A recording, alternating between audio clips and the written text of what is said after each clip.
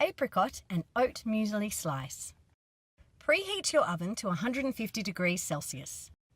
Then grease and line the base with baking paper. You want the baking paper to extend over the two long sides so the slice is easy to lift out of the pan. Combine the oats, sunflower seeds, flour, sultanas, apricots and coconut into a large bowl. Stir well and then create a little well in the middle. Combine the butter, sugar and honey in a saucepan over medium heat. Cook, stirring for 5 minutes or until the butter melts and all the sugar is dissolved. Pour the butter mixture into the oat mixture and stir until it's combined. Spread the mixture into the prepared pan and bake for 40 minutes or until golden and firm to the touch. Set aside in the pan to cool completely. Remove the slice from the pan and cut into pieces.